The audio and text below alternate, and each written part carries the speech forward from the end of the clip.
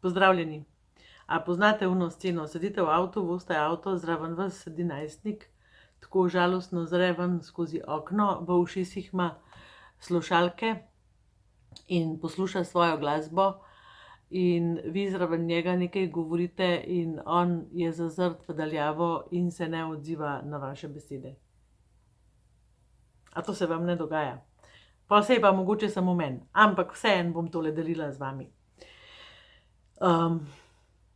Ta stiska, da tako sedi zraven otrok in se peljem v avtu, in še včeraj sem se z njim pogovarjala in ko je prišel iz šole, se je usedel v avto in je govoril in govoril in govoril, kaj se mu je zgodilo, kako se mu je zgodilo, kaj je učiteljica rekla, kaj ima za nalogo, kaj so sošolke delali, kaj so sošolci delali, da sem včasih rekla, ja si lahko malo tih.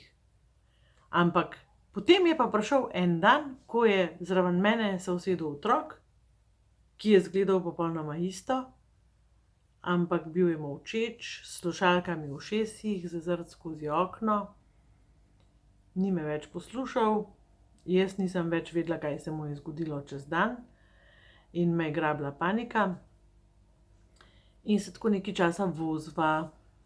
Vsake toliko časa mi je uspelo mogoče kaj povedati, ampak v glavnem je bila slika taka, da ni bilo več besed. In da sem bila jaz skozi bolj panična.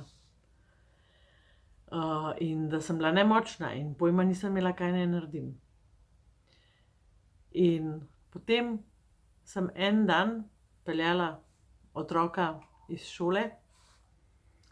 Saj sem ga bolj redko vozila, ker pač iz šole midva nisva kaj dosti, sploh iz srednje šole jih nisva kaj dosti vozila, ampak so prišli dnevi, ko sem mogoče načrtno to naredila, zato da bi dobila malo priložnosti v avtu in stika in teh stvari. No, ampak teh priložnosti je bilo vse manj in manj in stika tudi vse manj in manj. In sem tako potegnila slušalko z ušesa mojemu otroku in sem rekla, a veš kaj, mene pa blazno zanima, kaj ti poslušaš, jaz bi pa rada, da bi to muziko dal na radio. In on tako gleda stran in reče, itak ti ne bo všeč. In v tistem trenutku sem rekla, aha, itak mi ne bo všeč. To se pravi, on je že zgradil prepričanje, da mi njegove stvari, njegova glasba, njegovi stili, njegov način življenja ni všeč, da ga ne sprejemam takšnega, kot je.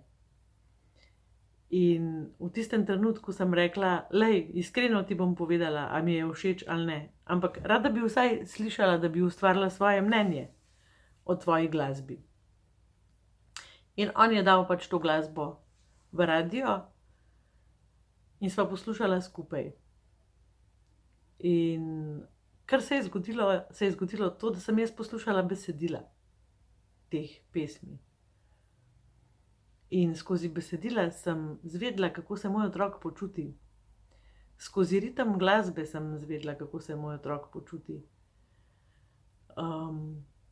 Skozi čustveno noto glasbe sem zvedela, kako moj otrok čustvuje.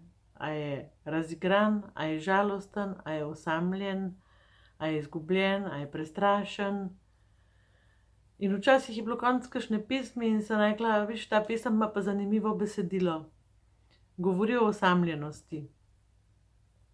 Jaz se spomnim, da sem bila velikokrat osamljena, ko sem bila najstnica. A se ti tudi kdaj tako počutiš? In otrok je začel govoriti.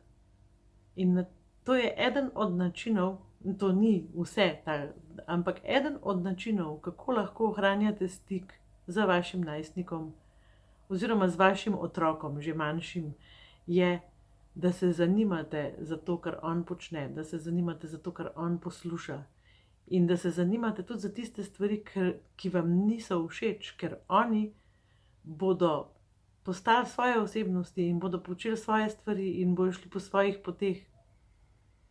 In oni rabijo starše, ki jih sprejemajo in ki jih spodbujajo na njihovi poti.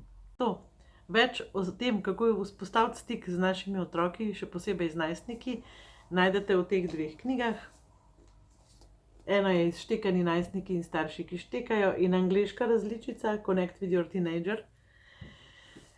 Kontakte, kje to knjigo lahko dobite, vam bom pa posredovala na koncu videa. Srečno!